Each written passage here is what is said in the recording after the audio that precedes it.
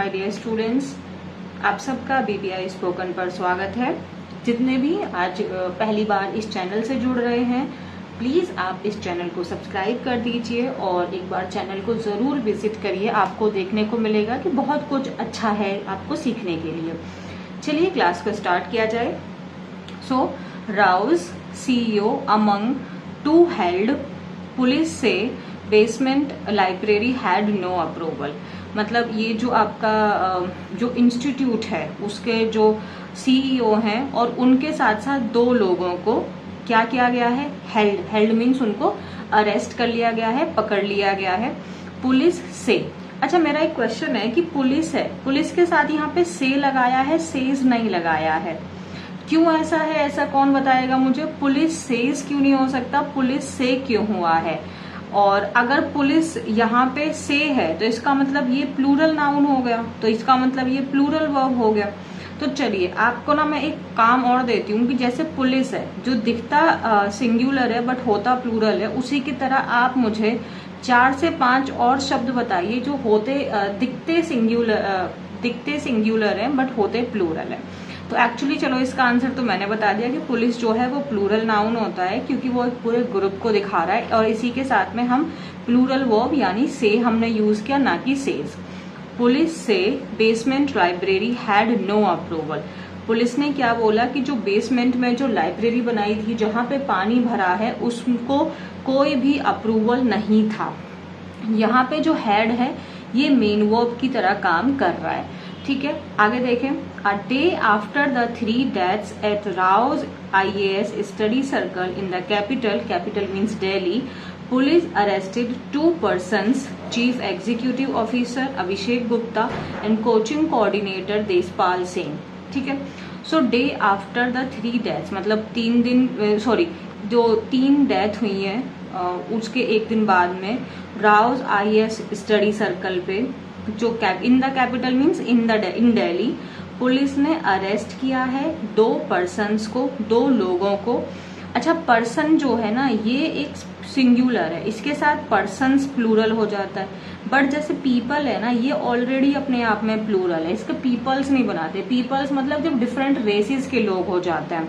तो 2 persons को arrest किया है, जो एक CEO है अभिषेक गुप्ता और दूसरे हैं कोचिंग के coordinator Deshpal Singh.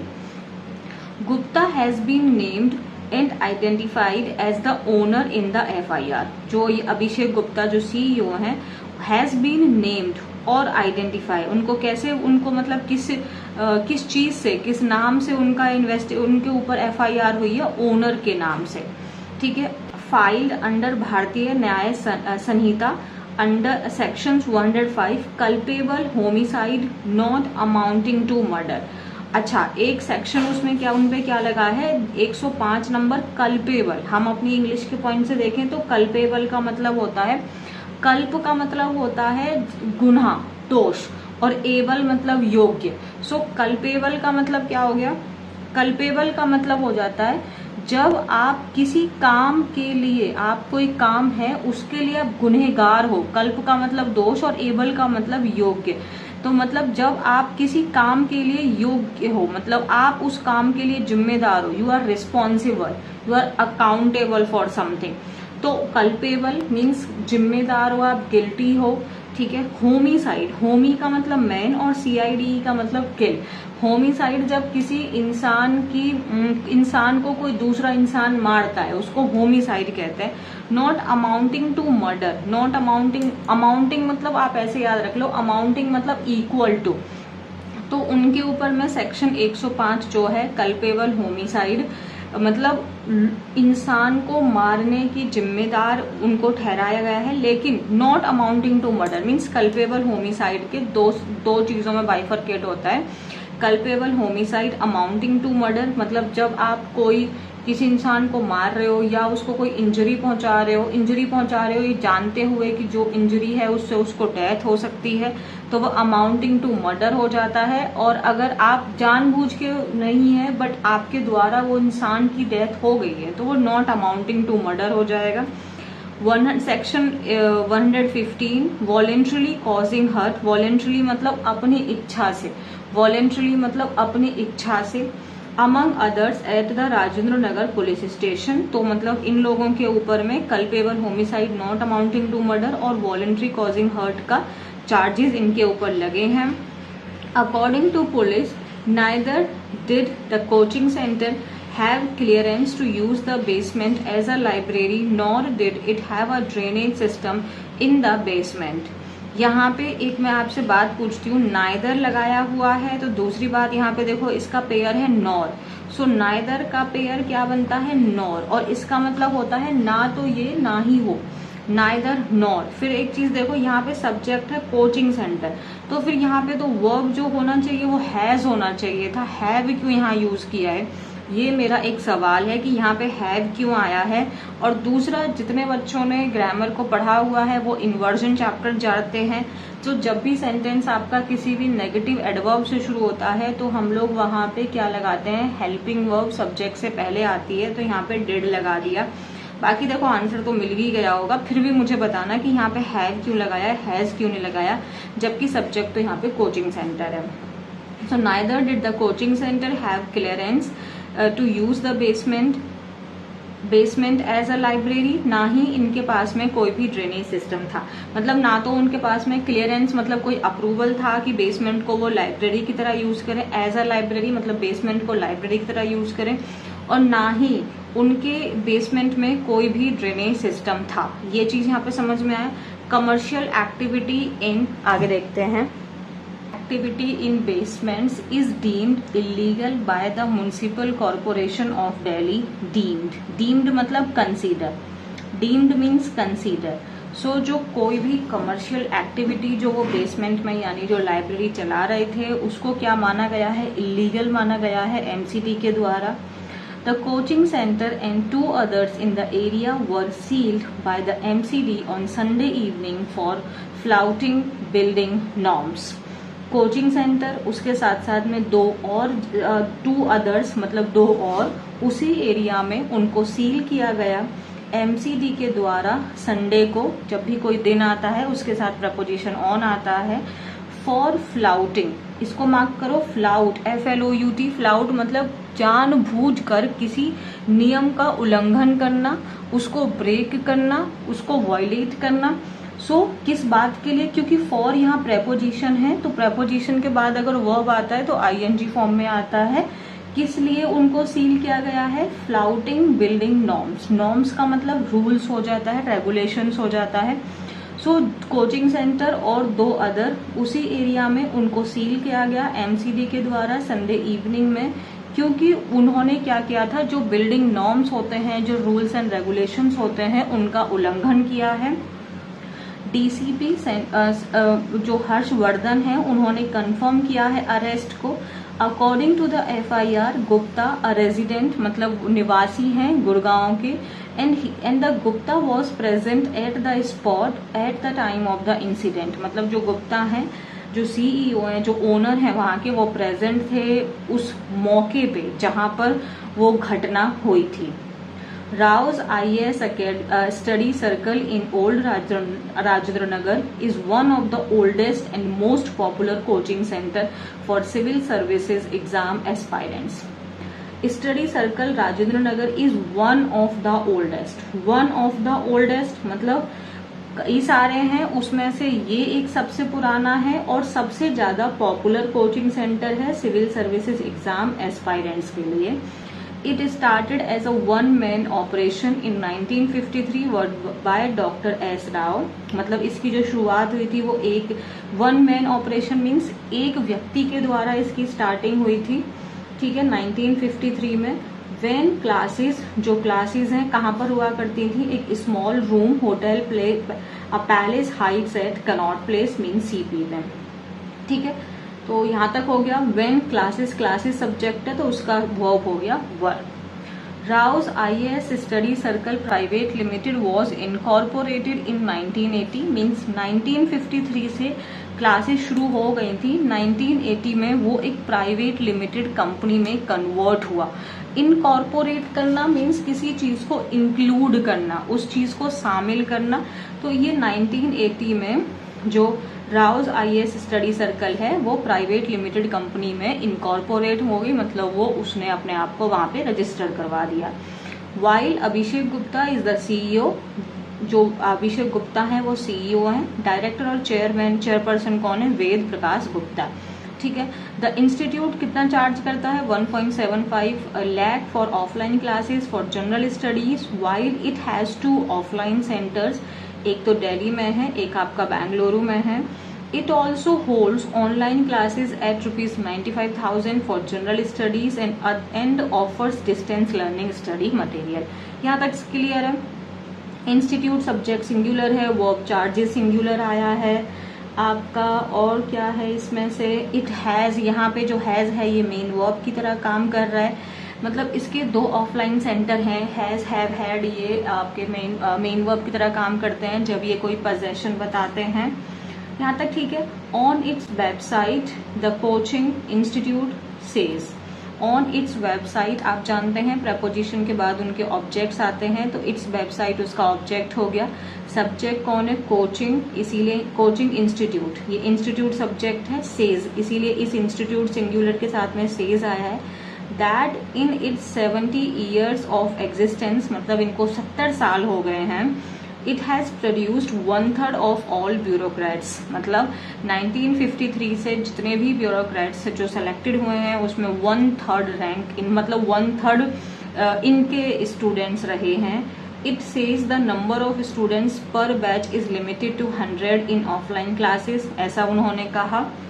with morning and evening batches that last 9 to 10 months as well as a weekend batch that last 14 to 16 months। यहाँ तक तो सिंपल है। In a statement Sunday, the coaching center extended its heartfelt condolences to the families of the 3 students। Extended it's heartfelt condolence, condolence का मतलब होता है जब आप किसी के प्रति सहानुभूति, संवेदना और सिंपैथी महसूस करते हैं। तो स्टेटमेंट मतलब संडे को कोचिंग सेंटर की तरफ से उन्होंने अपना मतलब अपनी संवेदना दी उन फैमिलीज को, उन 3 स्टूडेंट्स की फैमिलीज को। क्या बोला कि saying that it was deeply saddened by the loss of these promising young individuals who were preparing to serve our nation with dedication and commitment। आगे उन्होंने क्या बोला? डीपली सैडेंड, मतलब बहुत ज्यादा इस चीज से दुखी हैं।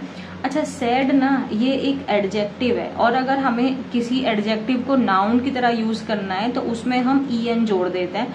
तो ये एक वॉल से पहले खत्म हो रहा है तो डी लगा दिया, फिर सैडेंड ये वर्ब बन गया। ठीक है, तो यहाँ पे ये वर्ब हो गया। By the loss of these promising young individuals who, अब देखो ये जो हु है ना, हु, हुम या हुज, ये किसी पर्सन का को कनेक्ट करता है। इनका एंटीसीडेंट को ह्यूमन बीइंग होता है, तो ये इंडिविजुअल्स के लिए आ गया, और इंडिविजुअल्स प्लूरल है इसीलिए यहाँ पे वर आ गया।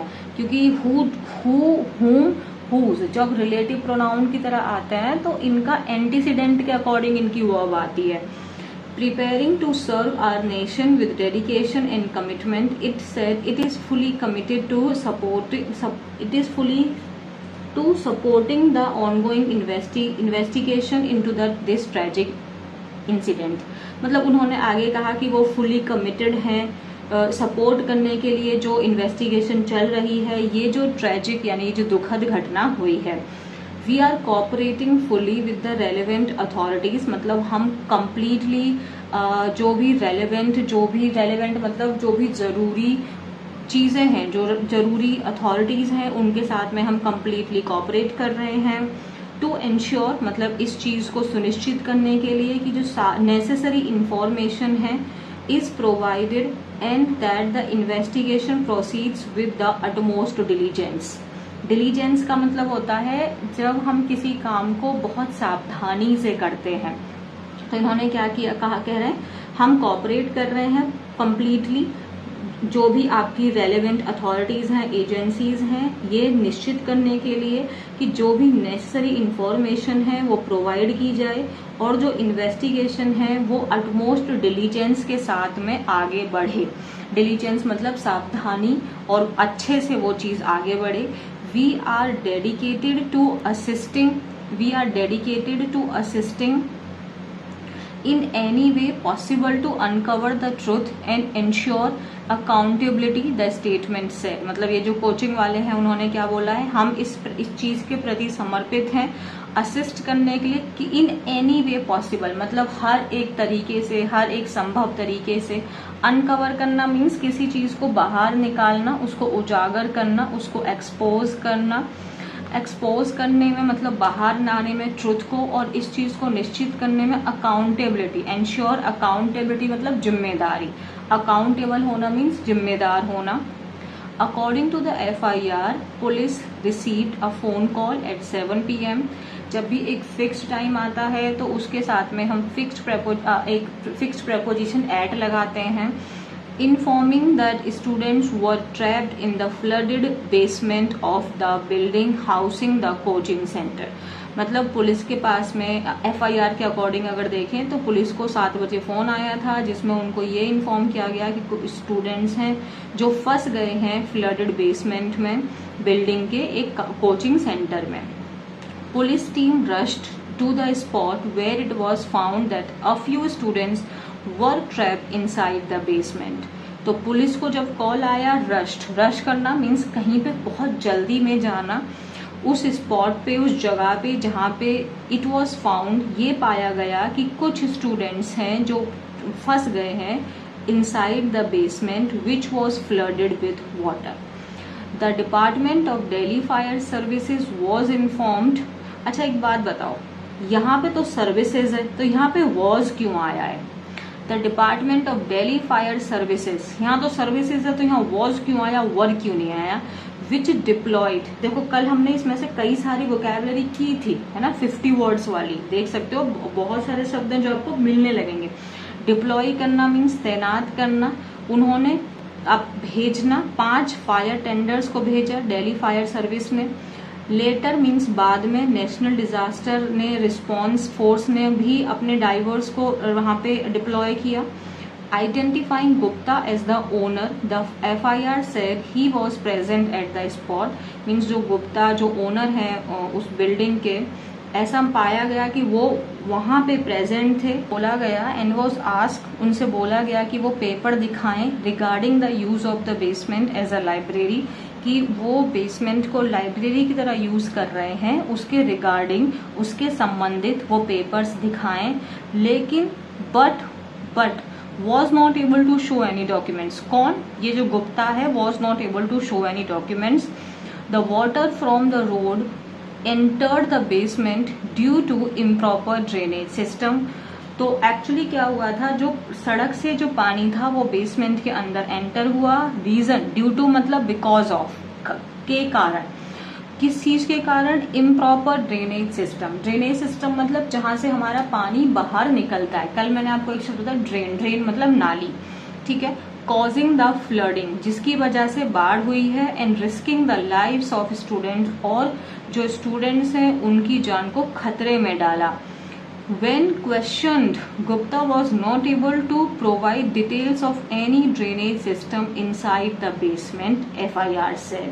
Even जब जो गुप्ता है उनसे जब क्वेश्चन किया गया कि वो हमें डिटेल्स दिखाएं, ड्रेनेज सिस्टम के बारे में दिखाएं कि उस बेसमेंट से पानी बाहर कैसे निकलेगा, तो उसके लिए भी ही वॉज नॉट एबल, उनके पास कोई डिटेल्स थी ही नहीं। मतलब बहुत ज्यादा एक्चुअली में you can say this, he is responsible for whole incidents and absolutely, जो सही बोला ना, कल्पेबल होमिसाइड वाला एक्ट बिल्कुल ठीक है।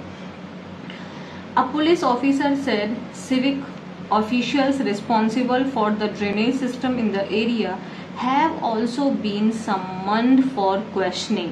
मतलब पुलिस ऑफिसर ने कहा कि जो सिविक ऑफिशियल्स हैं, जो रिस्पॉन्सिबल हैं ड्रेनेज सिस्टम को देखने के लिए, उसमें आपको मंजूरी देने के लिए उस एरिया में उनको भी क्या कर दिया है, सम्मन दे दिया गया है, उनको भी बुलावा भेजा गया है कि भाई उनसे भी पूछताछ होगी। And action would be taken against any person found to be negligent, और हर एक व्यक्ति के खिलाफ एक्शन लिया जाएगा जिस भी पर्सन को पाया जाएगा कि उसने असावधानी यानी केयरलेस वो रहा है, ठीक है। नेग्लिजेंट मीन्स लापरवाह। मीनवाइल इसी दौरान जो लेफ्टिनेंट गवर्नर हैं वीके सक्सेना, उन्होंने ऑर्डर किया है probe means investigation by the divisional commissioner in the matter, है ना, कि वो डिविजनल कमिश्नर इस मैटर को देखें। और जो आपकी आप मिनिस्टर हैं अतिशी, उन्होंने भी डायरेक्ट किया है चीफ सेक्रेटरी को कि वो एक रिपोर्ट सबमिट करें 24 घंटे के अंदर।